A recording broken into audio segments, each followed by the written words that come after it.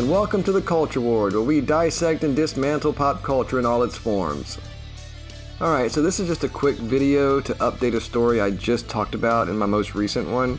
When I wrote and recorded my previous entry, Kathleen Kennedy's imminent departure was essentially unconfirmed, but over the weekend the news officially broke, and so I thought we would talk about it a little, and what it means. But before we begin, please take a second to hit that subscribe button and help us grow the channel. As always, it really means a lot to us. And don't forget to like and share the video if you enjoy the content. Now without further ado, let's get into it. So Kathleen Kennedy, Hollywood veteran, has been president of Lucasfilm since Disney's acquisition from George Lucas in 2012.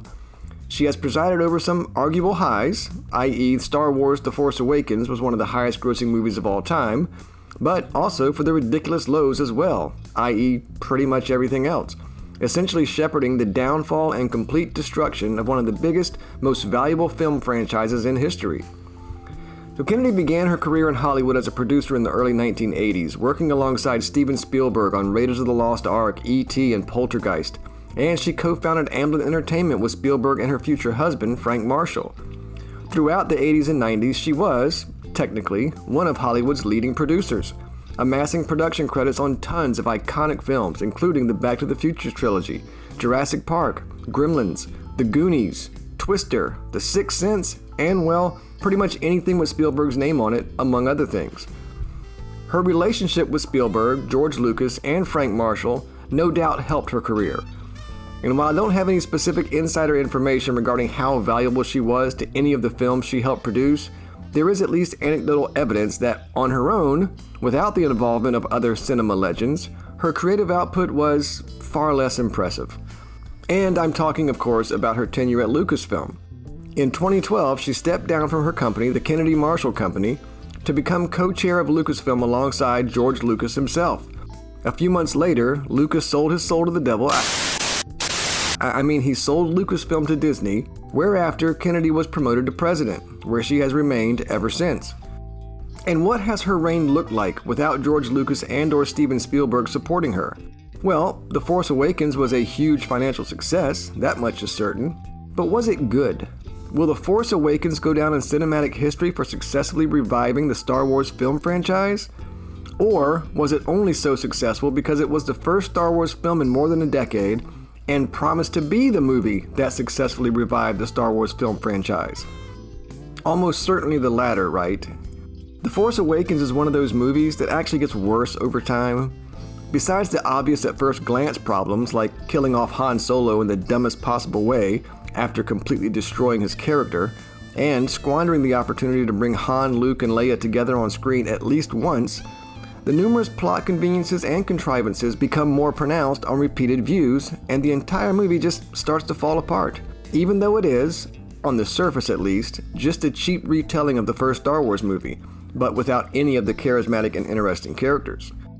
Then came the abomination, The Last Jedi, which served to completely subvert every expectation that The Force Awakens set up, this time killing off Luke Skywalker in the dumbest possible way, after completely destroying his character, turning Leia into Space Mary Poppins, and totally emasculating all the male characters in the name of propping up badass girl bosses.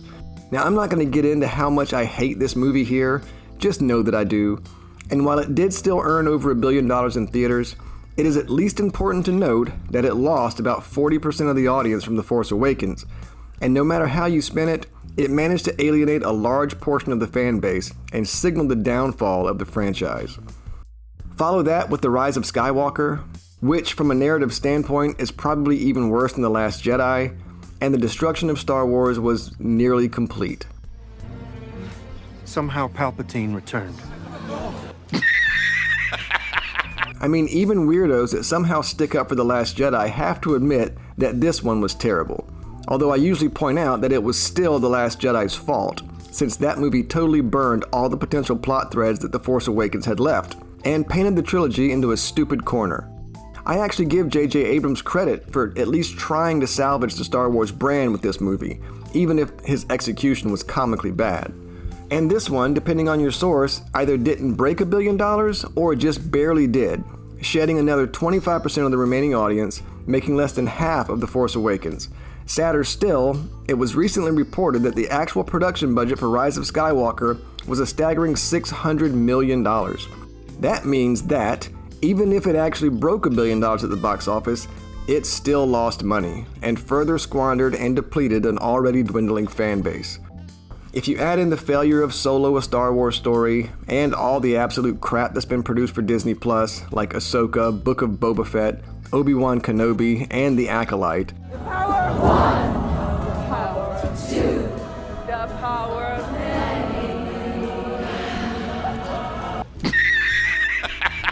it's plain to see that Kathleen Kennedy is a much better producer, at least alongside extremely talented filmmakers, than she is as president and head creative force of a company.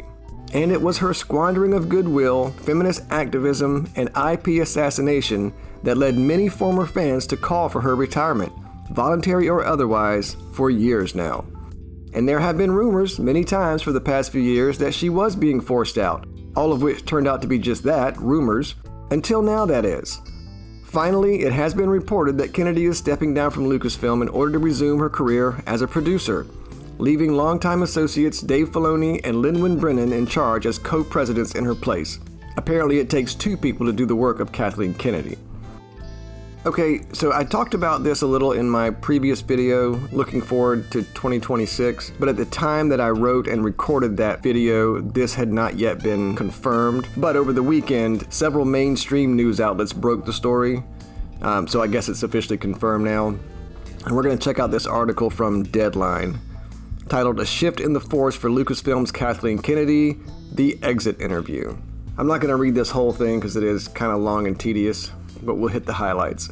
On a rainy London day in December, not 2 hours after wrapping Star Wars Starfighter with director Sean Levy and a cast headed by Ryan Gosling, Kathleen Kennedy was ready to discuss the long-in-the-works transition of Lucasfilm. She's handing the reins to her longtime lieutenants. The Disney division will be run by Chief Creative Officer Dave Filoni, and on the business side, Lin Brennan, a sharp Welsh executive who has been Lucasfilm Executive Vice President and General Manager after 16 years at ILM. So Kennedy has been getting them ready for a couple of years as she plotted a return to her first love, producing. She will be making a lot of, well, Star Wars films far in the future, as well as teaming on some projects with Frank Marshall. They've been married nearly 40 years and fell in love as they presided over Steven Spielberg's Amblin in its heyday. Who, before taking up George Lucas on his offer to run Lucasfilm in 2012 before Disney acquired the company for just over $4 billion in cash and stock, Kennedy already had a hand in what seemed like just about every significant blockbuster that has been part of our lives. Since she took the top Lucasfilm post almost 14 years ago, and in that span, the company generated 5 features that continued the saga Lucas began in 1977 or branched into other directions. Man, people cannot write anymore. That doesn't make any sense. So those films had global box office of $5.9 billion. The first Star Wars: The Force Awakens became the highest grossing film ever in North America with $936 million stateside, as it became one of only 7 films to cross $2 billion globally. The Last Jedi and The Rise of Skywalker, which completed the Skywalker trilogy, grossing $1.3 billion and $1 billion respectively. Deadline, for a very reasonable fee, I will proofread and edit your posts. This is just painful to read.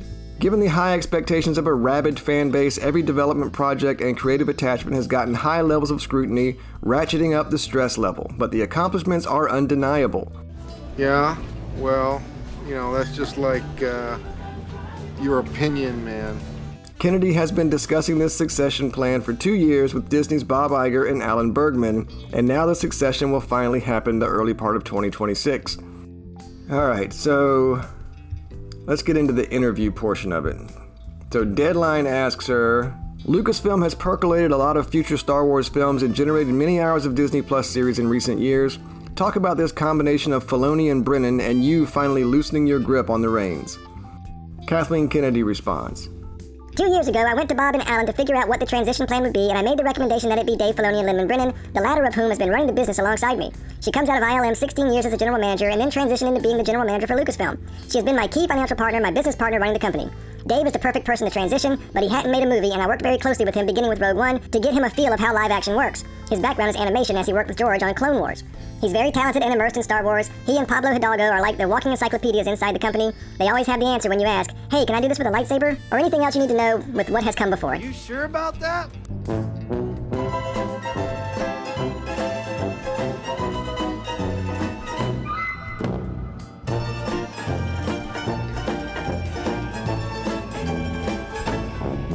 You sure about that?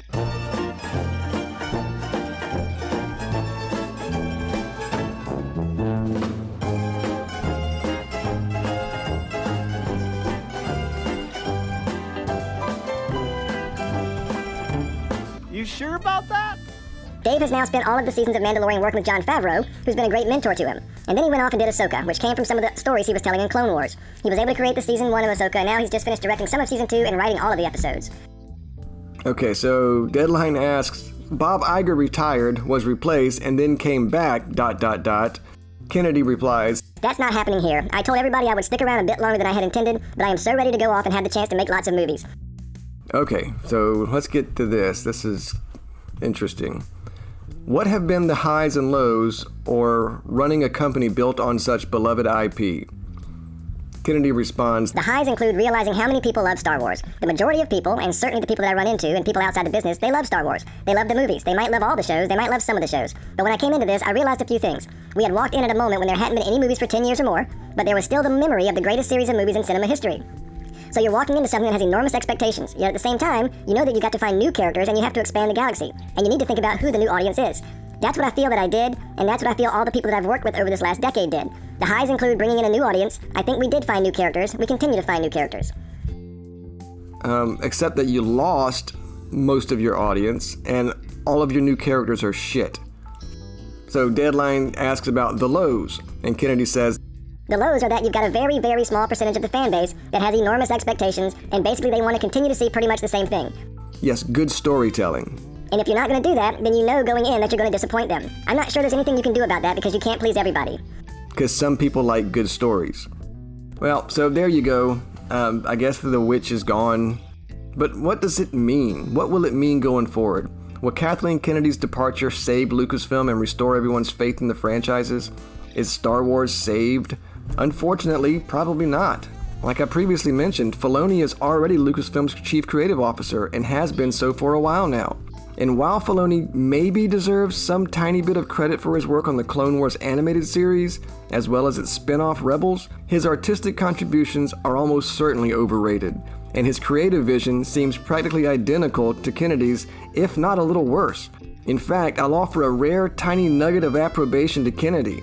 If rumors are to be believed, it was her insistence that greenlit the Disney Plus series Andor, which is probably the single best Star Wars project ever produced by Disney, while Dave Filoni allegedly advocated against it. So, while Filoni happily participated in developing builds like Ahsoka and The Acolyte, he resisted projects that were actually good. Thus, it could be that he's even worse than Kennedy. I guess we'll see going forward. Anyway, this whole video was just to confirm that Kathleen Kennedy is leaving Lucasfilm. I don't know that her shadow's going to be completely gone. Certainly not her legacy. I think Dave Filoni has been by her side for many years now. I think he shares her creative vision. I think a lot of the dumb decisions that have been made, all the identity politics and the stirring the fans up, the race baiting and all the other stupid shit that they've done to drive a wedge between fans, that's not getting any better under Dave Filoni. I think he's a catalyst for a lot of that. So no, I don't think it's going to get better. I think it's going to be the same shit. But anyway, what do you guys think? Are you excited that Kathleen Kennedy is finally leaving Lucasfilm after she practically burned it all down? Do you think Star Wars is going to be saved as a result? Join the conversation in the comments below. As always, thank you so much for watching. Please like and subscribe if you enjoyed the video.